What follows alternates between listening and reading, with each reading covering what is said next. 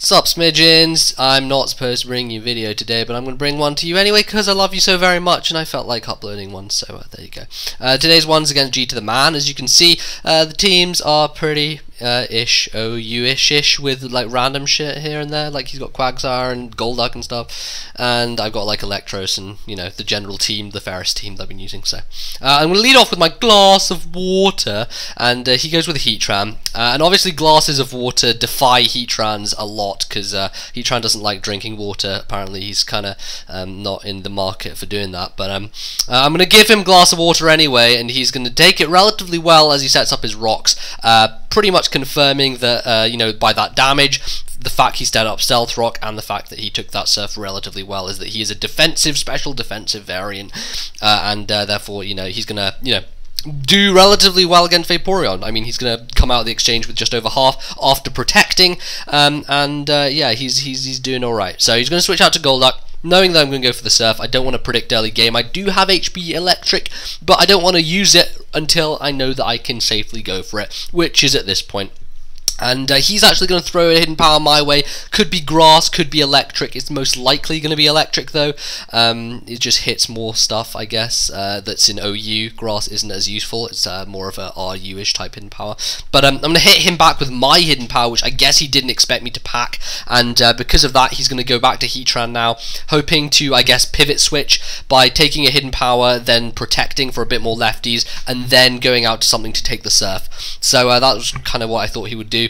But instead, he's going to stay in, and I can't quite remember. I think he's going to roar me out. He's going to try and roar me out. He's going to live with like freaking 2/3 of a smidgen. Actually, that's like 1/3 of a smidgen. Actually, that's really like a sliverish smidgen. And he's going to roar me out to Elo, which is not too bad. I mean, I would have liked to have the Wish on Vaporeon, but if I don't get the Wish on Vaporeon, it's no big deal, because I can always Wish up later. Still have a bunch of HP left, so. He's going to protect, and I was pretty sure he was going to do that. He wants to scout. And because I don't have rocks up, he's going to be free to switch out again. And I know he's most likely going to want to keep Heatran just for that protect scouting ability. And because of that, I'm going to predict his switch. I'm not going to go for the Thunderbolt, which is very obvious. And I'm going to predict his switch to Quagsire, which is his most likely switch into Electros anyway. And get off a Toxic on that thing, which is fantastic. Because obviously now Quagsire is really diminished in terms of survivability. I didn't really have anything to go to take Quagsire on and hard counter it. So getting Toxic on it is a huge thing. But I'm going to go out to Fortress here, thinking he's more a physically attacking one, that he has Waterfall and Earthquake, but I do not see the Scald coming. Fortunately, he doesn't get the burn, but I'm going to stay in here, go for the Light Screen, because I really do like Light Screen on this Fori. Helps the team as a whole and makes Fortress able to take special hits a lot better. So I see a Gengar, and I'm thinking he's probably just going to go for a Shadow Ball or something like that, a Thunderbolt maybe, and I'm in the 4th gen mindset. I'm in the 4th gen mindset. I'm thinking Gengar's just be like Life Orb or something, hit me with Shadow Ball and whatever. But he is a sub-disable set, which is just, I really don't like facing these things. They're a huge pain in the ass. Fortunately, I have the Light Screen up, so he's not going to be able to do too much damage to me. But Metagross comes in and misses the Meteor Mash, which was what I wanted to get rid of his sub with, but unfortunately I can't because it misses outright. So I know he's going to go for the Disable on that turn, and because my Metagross is Choice Scarfed, I would be struggling if I had gone for the Meteor Mash, and then he disabled it afterwards. So I don't want to do that. I'm going to go out to Vaporeon predicting the Disable. I know I can take a Shadow Ball really nicely because I have Light Screen up still, and going to get off that Wish. I know that Shadow Ball will do a little bit more this turn, but after this turn, I'm going to be able to get the Wish, break his Substitute, and hopefully force him out. So that's really my game plan.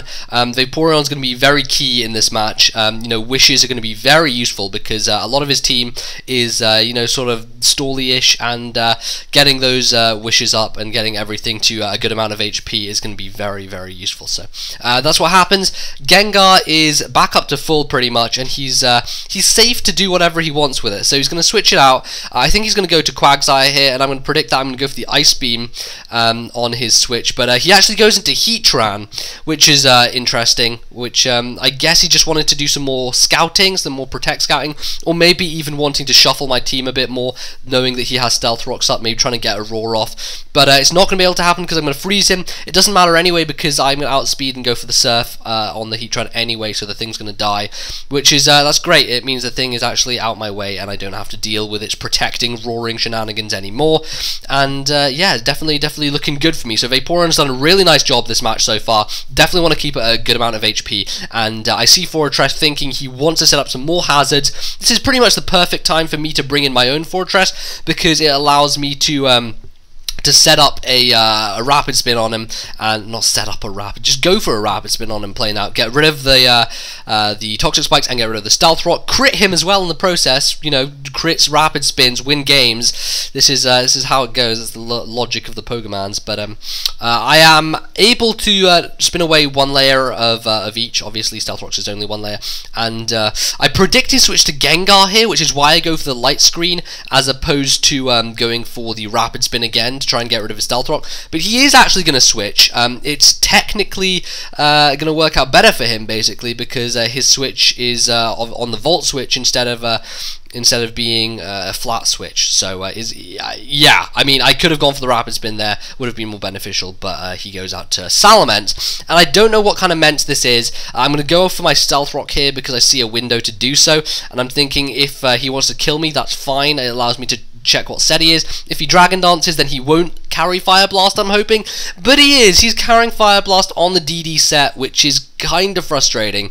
I was hoping that he may miss or something like that, but he's a Life Orb DD variant, which is not good. So he's got +1. And for some reason, I don't know why, but this was a really freaking stupid play. I go into D-Knight thinking that with multiscale, I think I was just overestimating multiscale. I thought I can live a Life Orb +1 Outrage with multiscale, and I can't. So that's unfortunate. Multiscale is not going to come through there, and I really should have just gone out to Metagross in the first place. Metagross can easily tank the Outrage. Takes a little bit more than I would like from it, but I'm going to be easily able to take him out with a Meteor Mash from this point, judging that it doesn't miss, and thankfully it doesn't. So Salamence is going to go down to that hit. Really should have gone to Metagross first. Having Dragonite in the wings for later on would have been much more beneficial for me. So there you go. Unfortunate, but that's what happens. He's going to go into his Golduck here, and I did not know that this thing was scarfed, so I was under the impression that my Metagross may be able to actually outspeed something for once, and unfortunately it doesn't, because the Golduck is able to take advantage of me, go for the Hydro Pump, and get rid of my Metagross. So he's now obviously going to have to switch out because I have Water Absorb on Vaporeon, and this is where the stalling kind of ensues. In comes Quagsire. We're both poisoned, the difference being obviously that he is fully poisoned with Toxic. I just noticed that poison, if you're normal poison, the PSN is in white, and if you're Toxic poison, the PSN is fully purple. Holy shit, I never realized that before. Wow, mind blown, people, mind blown. There you go, that's it. Wow, didn't even realize that's crazy. But I'm going to go for the Ice Beam. Eventually he decides to switch out, hoping to preserve himself for later and take a little bit less damage from the Toxic when on the switch in, hopefully get a recover up and then maybe switch in again later. Again, yeah, I'm not even making sense. But in comes Fori. I could go for the Surf if I wanted to, but I think this is an ample opportunity to bring in Victini and hopefully just fire off an Overheat, get Fortress out the way. He's going to lay up one layer of spikes, which isn't too much of a difficulty for me to deal with. I mean, I still have Elo left, who's not going to be affected by either of them, and Vaporeon has Wish support going for it, so it's not really a big deal at all, if I'm going to be honest. But easy Overheat kill there, not too much to worry about apart from Overheat potentially missing, which would be a giant kick in the nutsacks, but fortunately Martini's going to come through and hit the hit. Now I'm thinking that he wants to go to Golduck here to outspeed me, kill me with a Hydro Pump, but then I realise, wait, I have Stealth Rock up. He hasn't spun them away because his Fortress is now dead, and Golduck is going to die on the switch-in, which is great. I guess we both kind of forgot about Stealth Rock because I was kind of afraid of that happening as well. So he's going to go to Gengar now. He's easily going to be able to revenge me with a Shadow Ball. I stayed in simply for the fact that I didn't want him getting a free substitute up. It would have just been really, really annoying to deal with. That free substitute would have been, yeah, I just didn't want to you know, deal with that sort of stuff. So I'm going to just make the safe play and die. I can easily go into Electros, force him out with a Thunderbolt, and in comes Quagsire again. Obviously, this situation is not good for me. I'm packing. I guess I should probably pack Grass Knot on Electros, but I'm packing Thunder Wave with Toxic, so it's dual status with Thunderbolt and Flamethrower. It's a really nice set, and it does work well. It's just unfortunate that Quagsire kind of stops it dead. So I'm going to go into Vaporeon here. And we're going to go through the same motions again, basically, me wishing up and trying to live his Earthquakes as well as I can, while he is in fact going to be able to, you know, go for the recovers here and there, take my Ice Beams when and where it is necessary.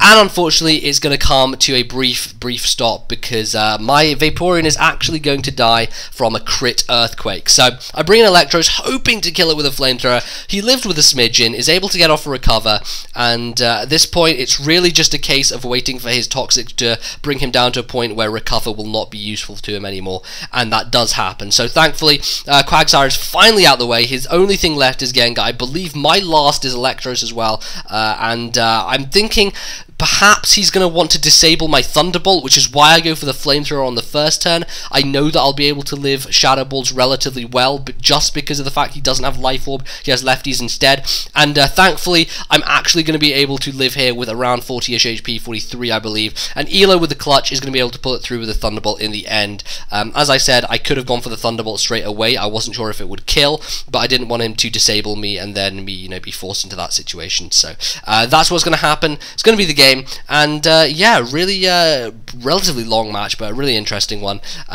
Pretty good team from his standpoint, and I don't know, some good stuff going on. I do enjoy using that team, sort of some nice variables here and there. I like having Light Screen on Fortress and other such stuff. So that is going to be it for today. Leave a like if you enjoyed. Go to my Twitter, Tumblr, fuck-a-book pages, which I said out of order this time for some reason. I don't know why, but the T and the T of Twitter, Tumblr just kind of roll together, you know, off the tongue, the teeth and the lips.